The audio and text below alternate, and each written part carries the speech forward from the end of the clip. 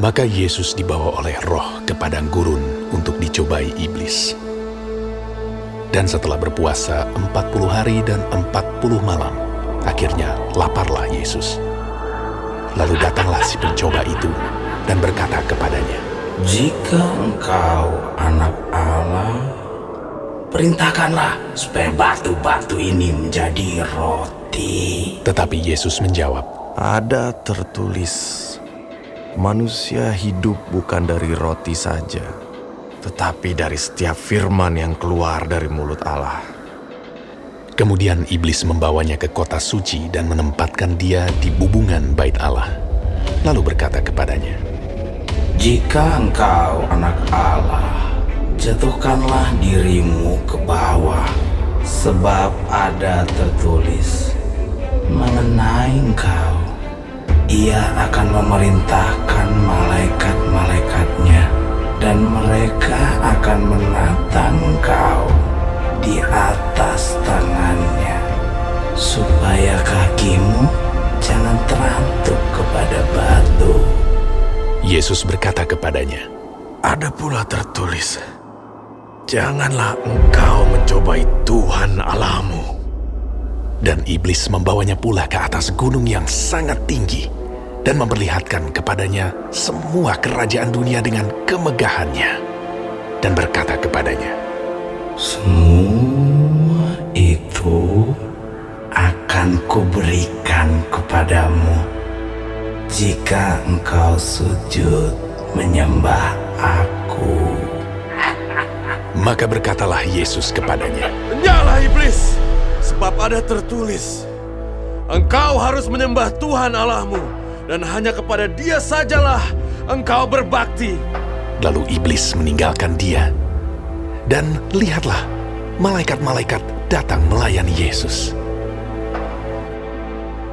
Tetapi waktu Yesus mendengar bahwa Yohanes telah ditangkap, menyingkirlah ia ke Galilea. Ia meninggalkan Nazaret dan diam di Kapernaum di tepi danau di daerah Zebulon dan Naftali, supaya genaplah firman yang disampaikan oleh Nabi Yesaya. Tanah Zebulon dan tanah Naftali, jalan ke laut, daerah seberang sungai Yordan, Galilea, wilayah bangsa-bangsa lain, bangsa yang diam dalam kegelapan, telah melihat terang yang besar. Dan bagi mereka yang diam di negeri yang dinaungi maut, telah terbit terang.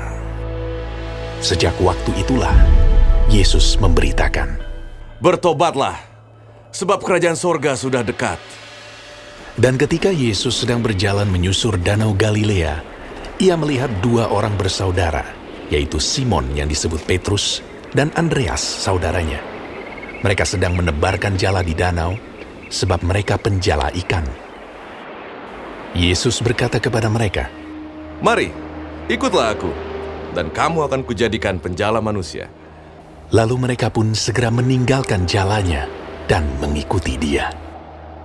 Dan setelah Yesus pergi dari sana, dilihatnya pula dua orang bersaudara, yaitu Yakobus anak Zebedeus dan Yohanes saudaranya, bersama ayah mereka Zebedeus, sedang membereskan jala di dalam perahu.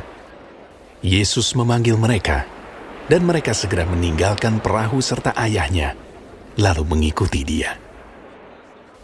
Yesus pun berkeliling di seluruh Galilea.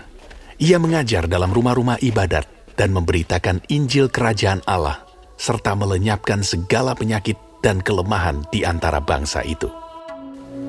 Maka tersiarlah berita tentang dia di seluruh Syria, dan dibawalah kepadanya semua orang yang buruk keadaannya, yang menderita pelbagai penyakit dan sengsara, yang kerasukan, yang sakit ayan, dan yang lumpuh. Lalu Yesus menyembuhkan mereka. Maka orang banyak berbondong-bondong mengikuti dia.